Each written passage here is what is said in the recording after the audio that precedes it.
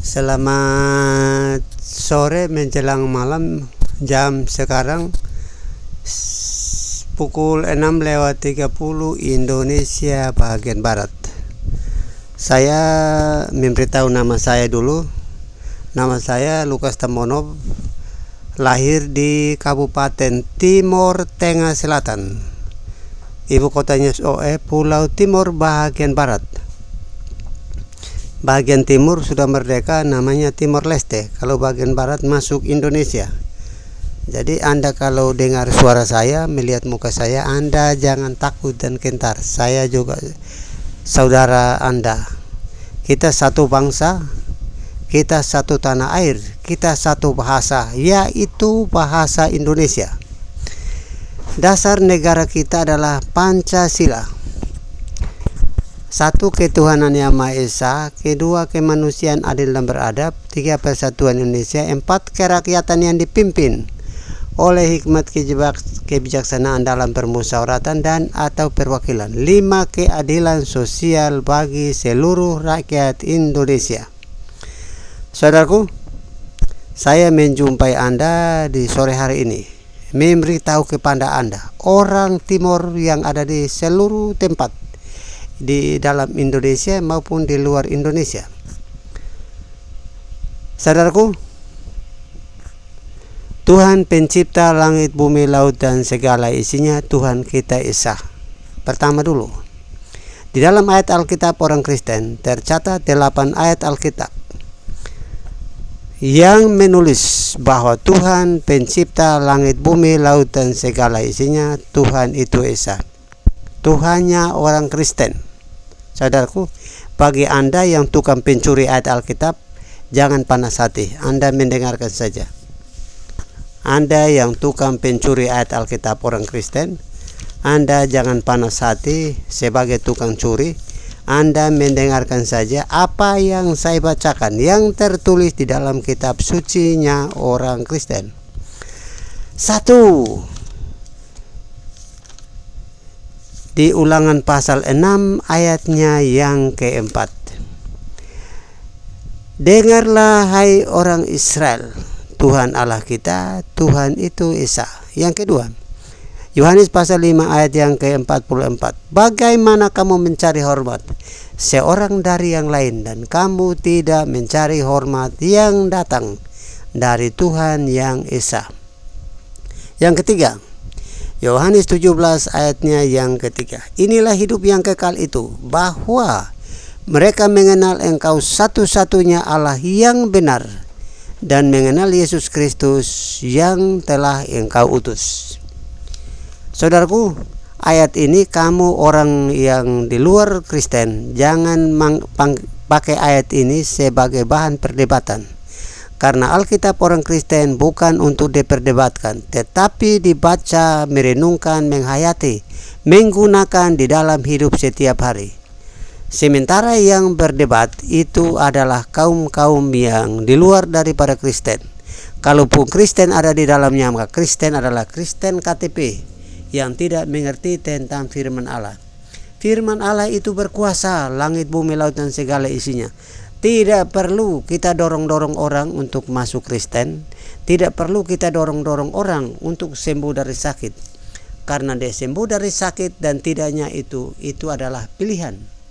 Kalau orang percaya di dalam Tuhan, maka Tuhan pasti menolong. Karena bilur-bilur darah Yesus dapat mengampuni dosa manusia, menyembuhkan dari sakit. Yang berikut, yang keempat, Markus pasal 12 ayat 32. Lalu kata ahli Taurat itu kepada dia, tepat sekali guru katamu, bahwa dia itu Esa dan tidak ada yang lain. Yang kelima, Galatia pasal 3 ayat yang ke-20.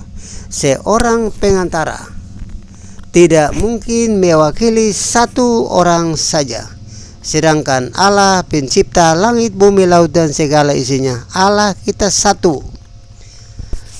Di kutub utara sampai di kutub selatan, dari bujur timur sampai ke bujur barat, seluruh kolong langit ini berjumlah manusia kurang lebih 7 miliar orang lebih yang bergerak dan berjalan di kolong langit ini.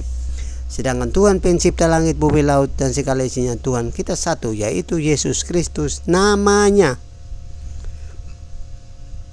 Saya sebut Tuhan, jadi Anda catat baik-baik. Ini Galatia pasal 3 ayat yang ke-20. Yakobus pasal 2 ayat yang ke-19, yang nomor 6. Engkau percaya bahwa hanya ada satu Allah saja, itu baik atau benar. Tetapi setan-setan juga percaya, dan setan-setan sangat gemetar begitu melihat Yesus atau begitu melihat firman Allah.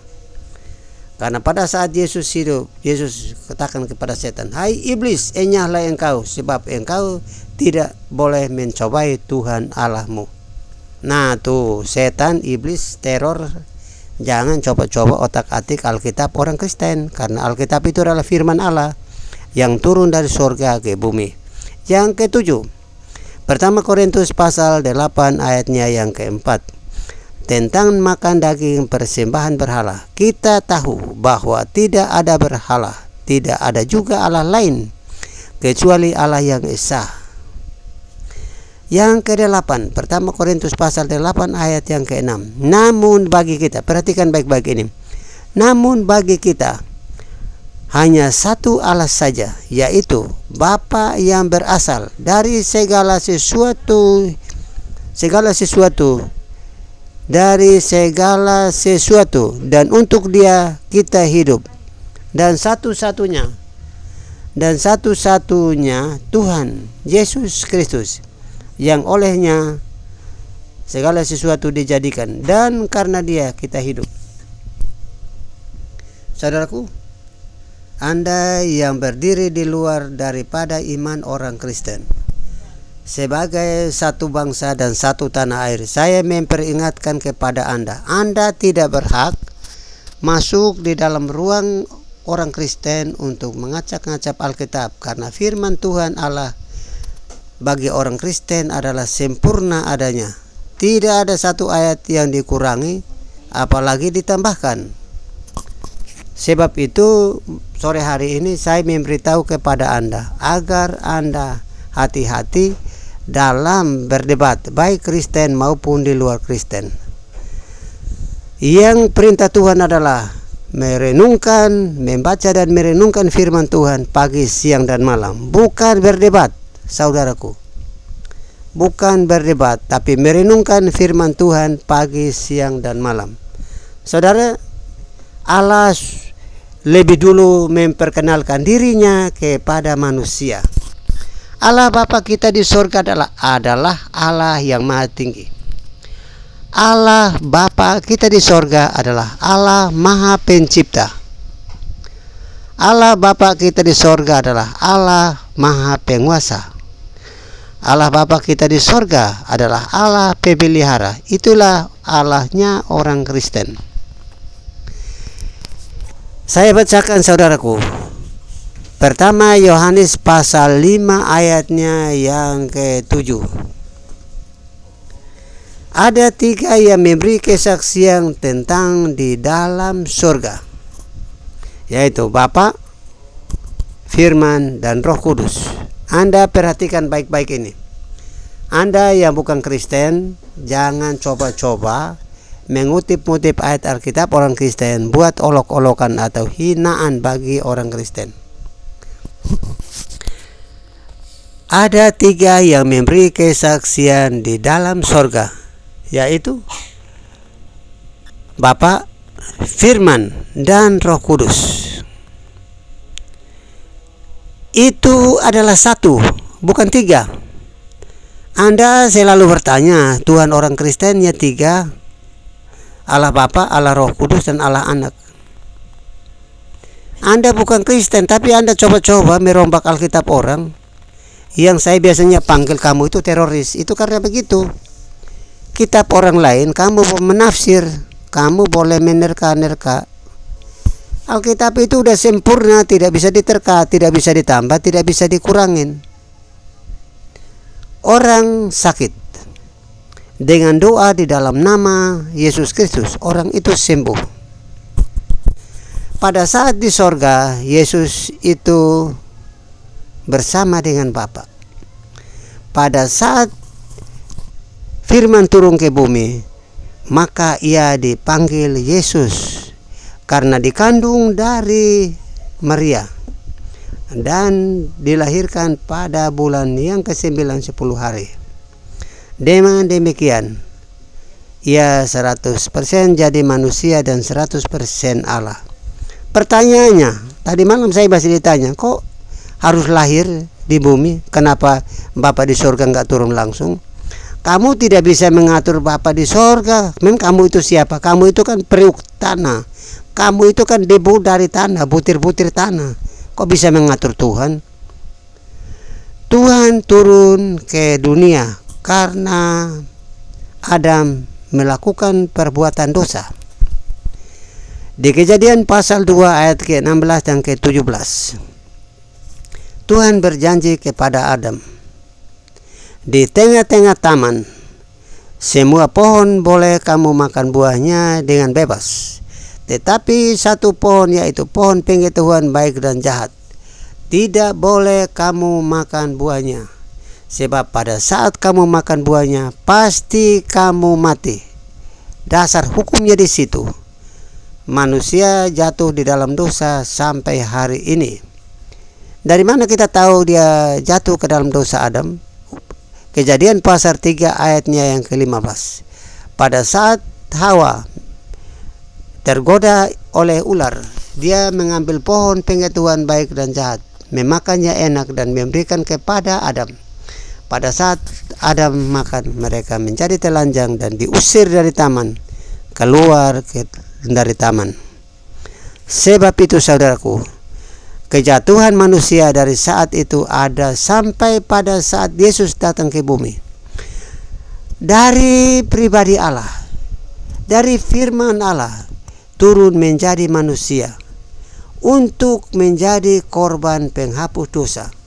Anda pasti tanya, kok bisa Allah mau turun? Dia kan berkuasa. Ngapain dia turun hapus dosa orang yang bersalah? Kok Allah yang hapus? Rencana Allah dari semula supaya manusia tidak binasa, melainkan beroleh hidup yang kekal. Yohanes pasal 3 ayat yang ke-16.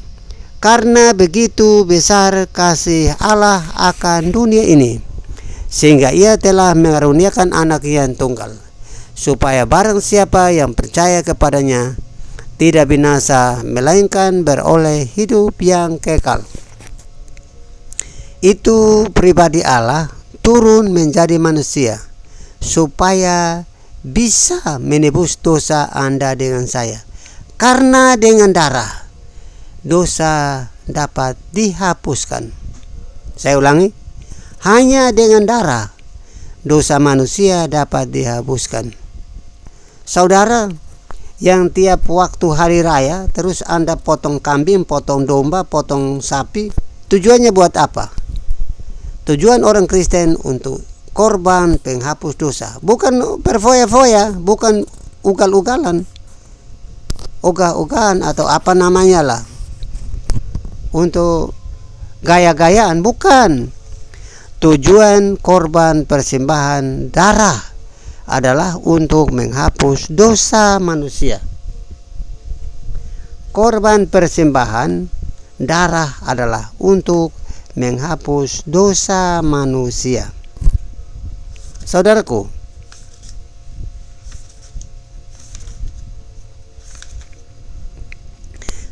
saya bacakan Imamat pasal yang ke-17 ayatnya yang ke-11 dan 12. Saya baca satu ayat saja sebagai pedoman, membuka alam pikiran Anda supaya bisa paham tentang darah. Hanya dengan darah Abraham membawa anaknya Ishak ke Gunung Moria untuk dipersembahkan kepada Tuhan sebagai korban persembahan yang hidup. Anda bayangkan, Ishak itu hidup, tetapi dia harus dikorbankan karena penghapusan dosa. Harus ada korban penghapusan dosa. Pada saat dia mau disembelih di atas mezbah, di atas tempat susunan kayu yang disebut mezbah untuk dibakar Ishak. Tetapi suara Allah dari surga terdengar, "Hai Abraham." engkau jangan apakan anak itu, sebab aku mengetahui pikiranmu, aku mengetahui hatimu. Dan Abraham menengok ke belakang, di belukar tersangkut tanduk daripada domba, dan ada Abraham ambil untuk mempersembahkan menggantikan Ishak. Persembahan kepada Tuhan harus dengan darah sebagai penghapusan dosa. Bagaimana Anda yang datang dari kelompok teroris, Anda mau merubah Alkitab orang Kristen? Itu dengan hikmat Allah, manusia dipenuhi dengan kuasa, dan ia bisa menulis firman Tuhan sesuai dengan nubuatan, sesuai dengan ilham yang diilhamkan kepada nabi-nabi. Ibrani pasal 9 ayat 22, tanpa penumpahan darah tidak ada pengampunan dosa. Anda yang bukan Kristen, kok berani-berani masuk di Alkitab orang Kristen, mencopot ayat-ayatnya itu untuk buat bahan perdebatan. Tujuannya Anda mau cari duit. Memang dasar kamu itu teroris, itu memperdagangkan ayat dan mayat. Kalau orang Kristen punya ayat, kamu jangan ambil, bikin barang dagangan supaya kamu dapat pulus atau palas dari yang namanya siaran-siaran kamu. Jangan sekali-kali Anda makan uang daripada uang-uang yang kejahatan. Anda sudah anggap Yesus bukan Tuhan, itu Anda melakukan kejahatan yang paling keji di mata Tuhan. Yang ketiga, dari ayat dukungan terhadap Yesus harus disalibkan. Pertama Korintus pasal yang ke-15 ayat yang ketiga. Saudaraku, Kristus telah mati karena dosa kita. Anda melihat waktu di atas kayu salib, dipukul, ditikam, dipaku, darahnya mengalir sampai kemana-mana. Itu hanya karena dosa Anda dan dosa saya. Kejadian pasal 9 ayatnya yang ke-6. Barang siapa menumpahkan darah orang, darah manusia, darahnya akan tertumpah. Karena itu di dalam 10 hukum, jangan Anda melawan. Anda melawan 10 hukum. Dilarang membunuh. Anda pengen harta orang, Anda bunuh orangnya, hartanya dirampok, diambil. Itu namanya melanggar hukum Taurat. Dilarang berzina. Anda hanya ada 1 istri diizinkan, tapi Anda bikin istri 3, 4 sampai lebih dari 10. Itu namanya penghinaan terhadap firman Allah. Anda tidak tahu Injil itu apa. Injil itu bukan kertas, bukan buku. Injil adalah pribadi Allah yang turun ke dalam dunia, yaitu firman. Injil itu sama dengan kabar baik. Injil itu sama dengan Kristus, Yesus.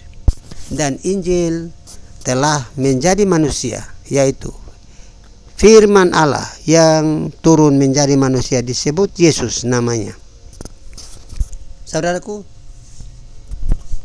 saudara malah bolak-balik ayat Alkitab orang Kristen, bikin perdebatan yang ngawur. Kitabnya bukan kitab Anda. Anda dapat apa sih dari itu? Hanya dapat malapetaka karena Anda menambahkan ayat-ayat yang tidak perlu. Yesus sudah Tuhan, Anda bilangnya Yesus bukan Tuhan. Berarti Anda menghina agama orang lain. Saudaraku, selama Anda belum dibaptis, maka Anda tidak akan paham tentang firman Tuhan atau Alkitab orang Kristen.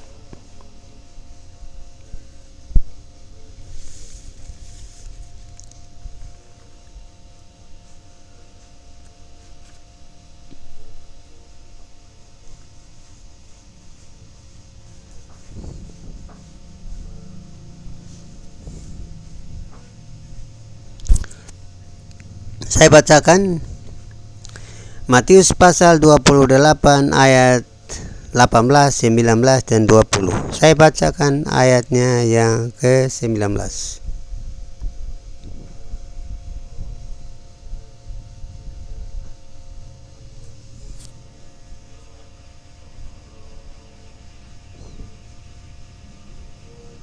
Matius 28 ayat 19. Saya bacakan ayat 18 dan 19. Yesus mendekati mereka dan berkata, "Kepadaku telah diberikan kuasa di sorga dan di bumi. Karena itu pergilah, jadikanlah semua bangsa muridku, dan baptislah mereka di dalam nama Bapa, Anak, dan Roh Kudus. Dan ajarlah mereka melakukan segala sesuatu yang kuperintahkan kepadamu. Dan ketahuilah aku menyertai kamu senantiasa sampai akhir zaman." Jadi, kalau Anda masuk di dalam ruang-ruang debat orang antar keyakinan, baik Kristen maupun bukan, Anda jangan coba-coba mengutip ayat-ayat orang Kristen, Alkitabnya, jadi bahan perdebatan untuk olok-olokan. Kalau Anda yakin bahwa Yesus adalah Tuhan, saya bacakan ayatnya. Yesus mendekati mereka dan berkata, "Kepadaku telah diberikan segala kuasa langit dan bumi." Anda mau bagaimanapun juga, Yesus itu punya kuasa. Dia sudah Tuhan. Anda itu debu dan tanah, mau berdebatkan bagaimanapun Anda tidak bisa. Selama ini nanti Anda begitu terus, akhirnya Anda menjadi jahat dan teroris dan ditangkap, dimasuki ke penjara, keluar penjara, masuk penjara, karena Anda menghina pencipta langit, bumi, laut, dan segala isinya. Jadi Anda dilahirkan oleh ibu dan bapakmu hanya untuk menjadi penghujat agama orang lain. Selama Anda belum baptis di dalam nama Bapa, Anak, dan Roh Kudus, kamu tidak akan mengerti tentang firman Allah.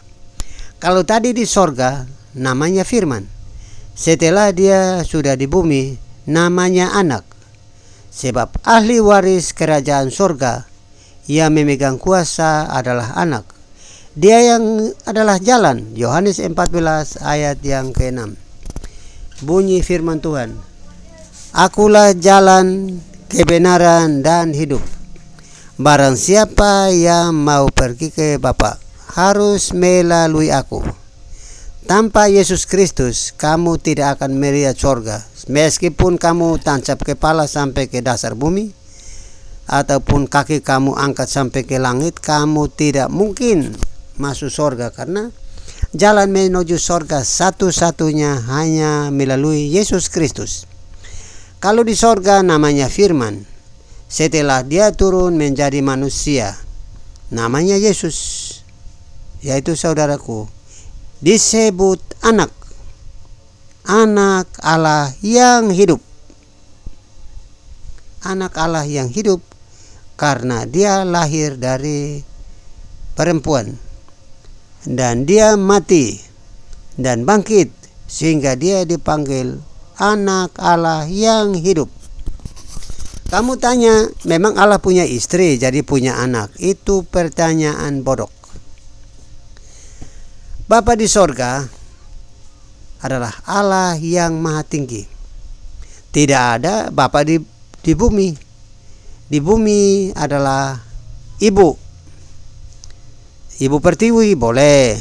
Tidak ada Bapa pertiwi, karena itu dari sejak nenek moyang kita menyebut kota, ibu pertiwi. Anak sungai, anak tangga, itu semuanya mengarah kepada satu, yaitu yang paling puncak adalah pencipta langit, bumi, laut, dan segala isinya.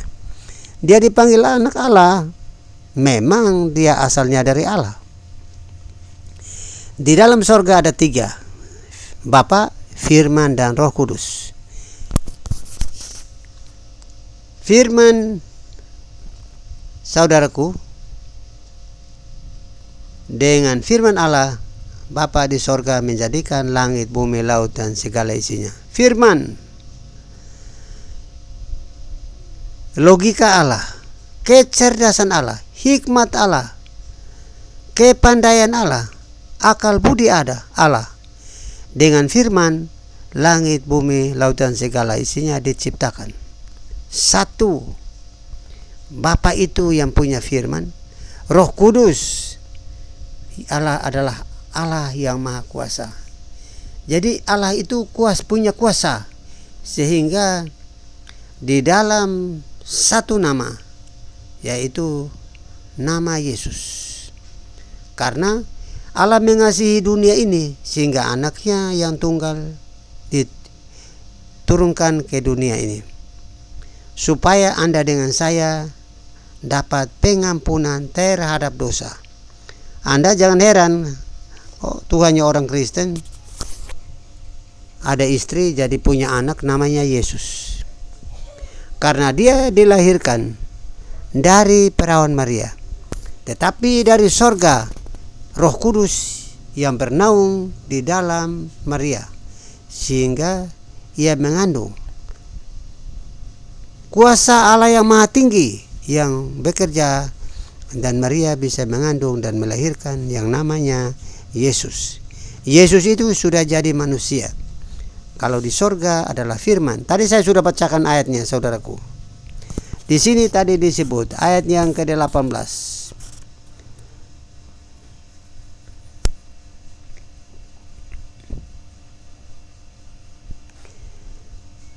Kepadaku diberikan kuasa di sorga dan di bumi. Yesus itu berkuasa di sorga dan di bumi. Jadi Anda jangan tanya, memang Tuhannya orang Kristen punya istri, punya anak. Ya, dia berkuasa, apa saja dia bisa buat.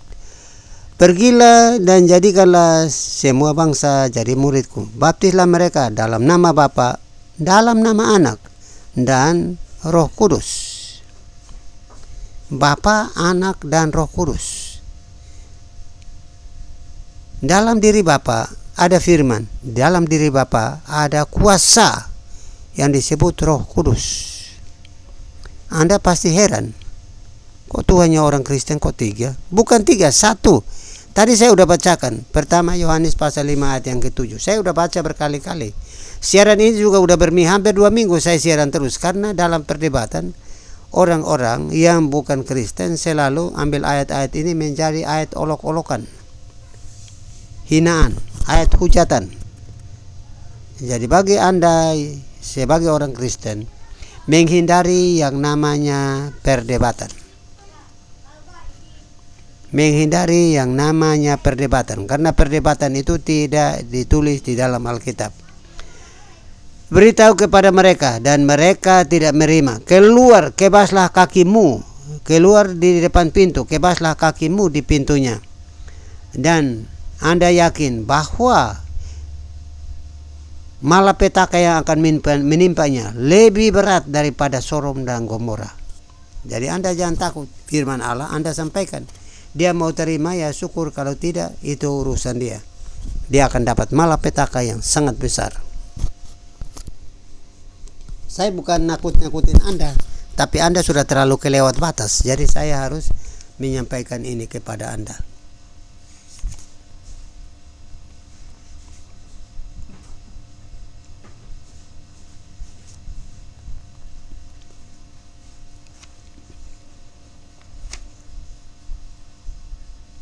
Ibrani pasal 13 ayat yang ke-8. Yesus Kristus tetap sama. Dulu dunia dijadikan, sekarang dan selamanya tidak berubah. Karena Yesus Kristus adalah firman. Firman adalah Yesus Kristus. Jadi Anda mau bolak-balik, Anda pasti pikiran Anda hanya pikiran teror, karena kejahatan Anda lah Anda merancang di dalam hatimu. Bagaimana caranya Anda membuat kejahatan. Anda jauh daripada perdamaian. Itulah sebabnya di dunia ini tidak aman karena Anda. Anda yang selalu membuat huru hara di mana-mana.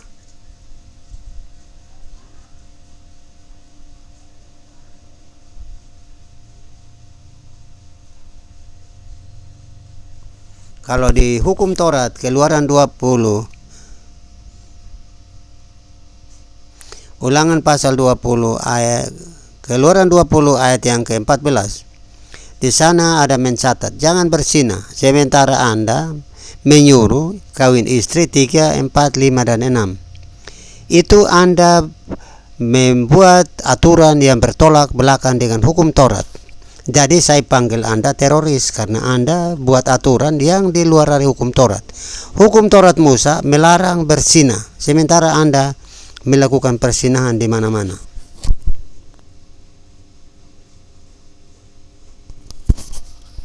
Pertama Korintus pasal 6 ayat 9 dan ke-10. Pesina tidak dapat tempat di dalam kerajaan Allah. Pesina, pesundal, tidak dapat tempat di dalam kerajaan Allah. Anda mau pakai dalil apapun, Anda tidak akan bisa. Karena pesina, pembunuh, pencuri tidak akan dapat tempat di dalam kerajaan Allah. Kerajaan Allah menuntut pertobatan. Markus pasal 1 ayatnya yang ke-15. Kerajaan Allah menuntut Anda bertobat, lahir baru. Markus pasal 1 ayat yang ke-15. Saya bacakan buat Anda.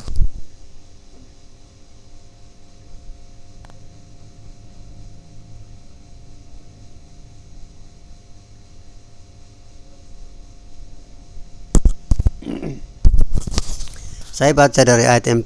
Sesudah Yohanes ditangkap, datanglah Yesus di Galilea. Beritakanlah Injil kerajaan Allah. Waktunya telah genap, kerajaan Allah sudah dekat, bertobat dan percaya kepada Injil.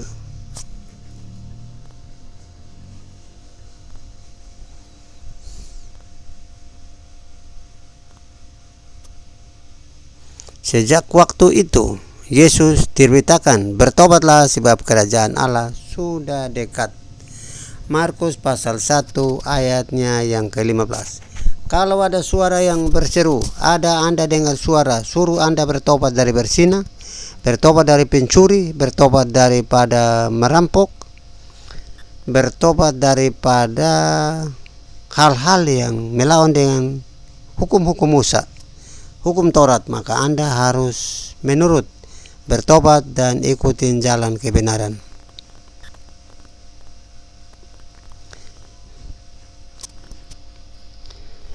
Ketika ayat yang ke-16, Markus pasal 1 ayat yang ke-16. Ketika Yesus sedang berjalan menyusuri danau Galilea, melihat Simon dan Andreas, saudara Simon, mereka sedang menebarkan jala di danau. Siap mereka penjala ikan. Yesus berkata kepada mereka, mari ikutlah aku dan kamu akan kujadikan penjala manusia. Jadi, saudaraku, orang yang percaya kepada Yesus dan Tuhan adalah orang-orang yang harus takut akan Tuhan.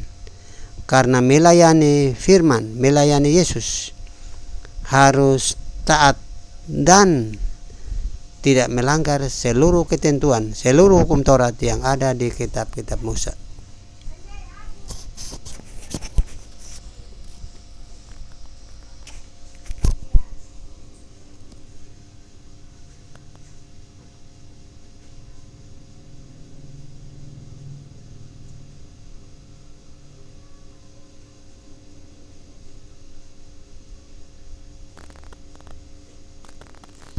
Saudaraku, Yesus ini sebelum lahir ke bumi ada nabi-nabi yang bernubuat tentang Yesus. Apabila dia datang ke bumi, saatnya tiba dan dia turun ke bumi, maka dia akan menyembuhkan orang yang buta, juga yang tuli dan yang lumpuh, dan mulut yang bisu akan bersorak-sorai. Yesaya pasal 35 ayat 5 dan 6.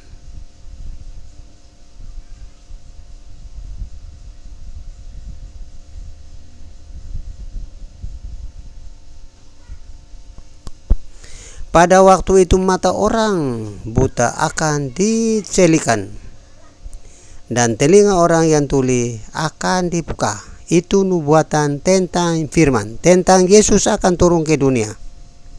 Saudaraku, maka itu kalau nubuatan-nubuatan itu adalah datang daripada Allah Bapa di sorga melalui firman-Nya.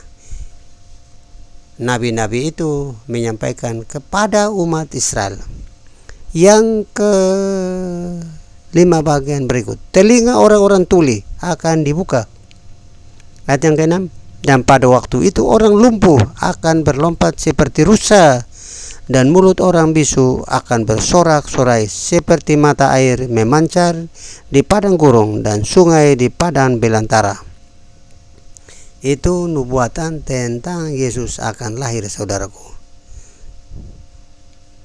Kalau ayat yang keempat tadi, katakanlah kepada orang-orang bahwa jangan yang tawar hati, kuatkanlah hati dan jangan takut. Lihatlah Allahmu akan datang dengan pembalasan, dan dengan ganjaran Allah Ia sendiri datang menyelamatkan kamu.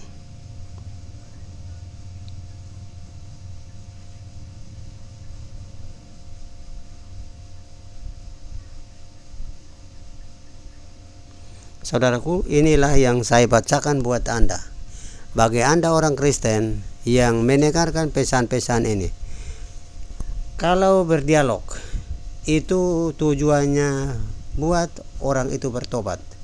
Tetapi kalau dialog itu bertengkar, memaki-maki, menghindari itu, saudaraku, Anda yang Kristen, karena itu hanya membuang-buang waktu dan tidak berguna.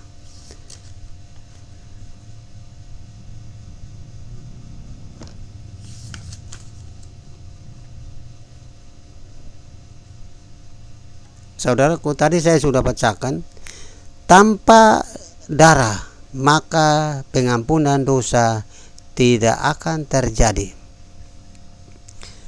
Orang tanya, kok Tuhan kamu kok mau turun ke bumi? Iya, dia turun ke bumi untuk menyelamatkan manusia. Saya sudah bacakan berkali-kali Kejadian 3 ayat 15. Dasar hukumnya, Allah akan turun menjadi manusia karena dosa dan salah dari Adam.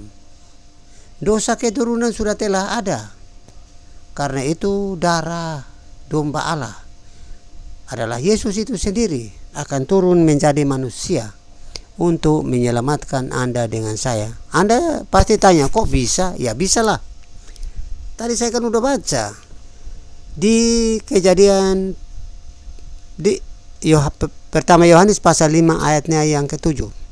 Di dalam sorga ada kesaksian tentang di dalam sorga ada Bapa, ada Firman, dan ada juga yang disebut dengan Roh Kudus yang Maha Kuasa. Itu telah dibacakan berkali-kali, hampir setiap malam, saudaraku. Karena itu bagi Anda yang Kristen, menghindari yang namanya perdebatan atau dialog kasar. Karena firman Allah ini bagi orang Kristen dibaca, merenungkan, menghayati, dan menggunakan di dalam hidup setiap hari. Dosa Anda akan diampuni, bukan berdebat, bukan menambah emosi. Karena Tuhan Allah kita adalah Allah yang berkuasa langit, bumi, laut, dan segala isinya. Saudaraku, tadi saya bacakan hukum Taurat bolak-balik. Hukum Taurat itu adalah hukum Taurat yang diturunkan Tuhan Allah, menulis dengan jari Dia sendiri dan berikan kepada Musa di atas 2 loh batu di Gunung Sinai, tempat kejadian perkaranya.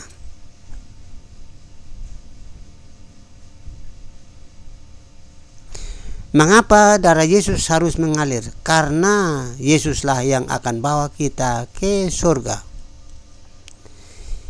Yesus itulah yang bawa kita ke surga. Dia adalah pengantara antara manusia dengan Bapa itu sendiri. Artinya Allah itu datang jemput kita, kasarnya begitu. Aduh, ampun. Saudaraku, mau putar sampai dimanapun juga, ya putar-putar itu untuk bikin habis waktu. Satu itu, yaitu Dia datang jemput kita, bawa ke Bapa apabila Anda sudah mati. Dia datang jemput Anda. Apa yang dibawa ke sana? Yaitu jiwa. Seringkali pendeta yang khotbah itu tidak memberitakan tentang jiwa, tentang tubuh, dan tentang roh. Di dalam tubuh manusia ada napas kehidupan. Pada saat Anda mati, maka napas kembali kepada Yang Maha Kuasa, yang memberi napas. Yang memberi napas adalah Allah Bapa di sorga. Sedangkan tubuh itu akan kembali ke tanah. Lalu jiwa itu yang mana sih? Jiwa itu adalah hikmat, akal budi, pengetahuan, kecerdasan Allah. Melalui hikmat Allah, Allah menjadikan langit, bumi, laut, dan segala isinya. Yaitu yang firman itu. Yang firman yang Anda baca firman itu. Firman yang adalah tulisan. Firman yang adalah rema. Firman yang turun menjadi manusia. Secara kasat mata Anda melihat pada saat tahun 0 ia harus dilahirkan di Bethlehem Efrata. Jadi Anda pendeta-pendeta, saudaraku, Anda majelis gereja, pastor, kalau kasih tahu jemaat, kasih tahu terus terang dong. Jangan diputar-putar. Nanti orang tidak tahu. Masuk surga itu badannya, masuk surga itu rohnya, masuk surga itu jiwanya. Kan di dalam tubuh manusia itu daging menutupi jiwa dan roh. Nampak jiwa Anda pada saat Anda melakukan, Anda berbicara, Anda mendengar. Saudaraku, pada saat Anda berbicara, jiwa Anda nampak di sana. Pada saat Anda melihat, jiwa Anda nampak di sana. Pada saat Anda mendengar, jiwa Anda nampak di sana. Ini sebagai puncak, nanti saya bacakan sebagai puncak dari siaran saya. Itu biasanya puncak itu saya harus bacakan kepada Anda. Ulangan pasal 6 ayatnya yang keempat dan yang kelima. Menurut saya itu adalah puncaknya. Ulangan pasal 6 ayat 4. Saya bacakan pada Anda. Dengarlah orang Israel, Tuhan Allah kita, Tuhan itu Esa. Saya ulangi. Dengarlah orang Israel. Ya, saya balik saja. Dengarlah orang Timur, Tuhan Allah kita, Tuhan itu Esa. Timur itu karena cangkokan, jadi ya boleh-boleh saja ya. Anda yang mendengarkan ini saya pinjam. Saya pinjam kata Israel jadi Timur. Dengarlah hai orang Timur, Tuhan Allah kita, Tuhan itu Esa. Ini puncaknya ada di sini. Tadi saya sudah bacakan, di dalam tubuh manusia ada roh, ada jiwa. Jadi 3 ya. Di dalam tubuh manusia ada roh dan ada jiwa. Saya sudah menerangkan tentang roh, roh kehidupan, napas hidup pada saat Anda masih bernapas dan hidup.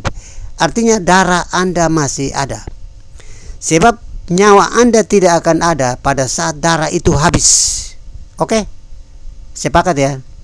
Pada saat darah itu habis, maka nyawa Anda akan tidak ada. Perantaraan antara Yesus dengan Allah Bapa di sorga adalah nyawa, darah. Oke? Ini saya rasa kalau anak kecil atau bagaimana juga paham ya, yang ini yang saya omong-omong ini nih. Saudaraku, saya bukan pendeta loh. Saya bukan pastor. Saya ini petani. Petani kebun tanam jagung. Saya prihatin dengan orang-orang yang menyampaikan firman Tuhan selalu ditutup karena orientasinya uang, uang dan uang dan uang dan uang. Ayat yang kelima. Kasihi Tuhan Allahmu dengan segenap hatimu. 1. Kasihi Tuhan Allahmu dengan segenap jiwamu. Yang kedua, kasihi Tuhan Allahmu dengan segenap kekuatanmu. Yang ketiga, tadi di dalam tubuh ada 3. Roh, jiwa, dan tubuh. Di dalam tubuh manusia ada jiwa dan ada roh. Jadi yang Anda jalan itu, kaki Anda berjalan ke sana kemari, tubuh Anda tetapi ditunjang, didorong, dibawa oleh roh dan jiwa. Kalau Anda tidak roh, itu seperti boneka, patung. Kalau Anda tidak ada jiwa, Anda tidak bisa naik kendaraan, tidak bisa jalan, tidak bisa naik pesawat. Karena itu kecerdasan, hikmat, akal budi, pengetahuan. Bagaimana cara naik pesawat, bagaimana turun, bagaimana beli tiket, itu semua dari jiwa. Oke, bisa paham itu ya? Kalau paham itu saya pindah ke Ulangan 6 ayat yang kelima. Kasihilah Tuhan Allahmu dengan segenap hatimu. Hati itu bicara tentang perasaan gembira, memuji Tuhan, menyembah Tuhan. Itu gembira. Kalau tidak punya uang, susah. Tidak ada beras, susah. Itu susah. Jadi dua macam di situ yang tentang hati. Kalau tentang jiwa, jiwa adalah semangat. Karena logika, akal budi, pengetahuan. Tentang zaman modern. Kemajuan. Jiwa itu selalu semangat mencari yang baru dan yang baru. Saudaraku, kekuatan. Kalau tubuh Anda loyo, tidak kuat, tidak makan, tidak minum, ya barangkali 3 hari ya udah pingsan, harus makan. Jadi kasihilah Tuhan Allahmu dengan segenap hatimu, segenap jiwamu, dan segenap kekuatanmu. Itu artinya, saudaraku. Anda jangan menafsir. Alkitab sudah sempurna, jangan ditafsir-tafsir lagi. Ayat yang ke-6. Apa yang kuperintahkan kepadamu pada hari ini haruslah engkau perhatikan. Aduh, ampun. Anda perhatikan yang lain. Perhatikan yang TV lah, yang lain lah. Alkitab tidak diperhatikan, ya susah lah. Bagaimana mau tahu Alkitab orang perhatikannya TV, perhatikannya HP. Oke. Untuk sementara waktu, salam sehat buat Anda. Ini beberapa menit kita sementara karena saya mau siaran langsung dari saudaraku dari Facebook. Oke. Terima kasih saudaraku. Untuk video ini kita tutup dulu dan saya langsung dari Facebook.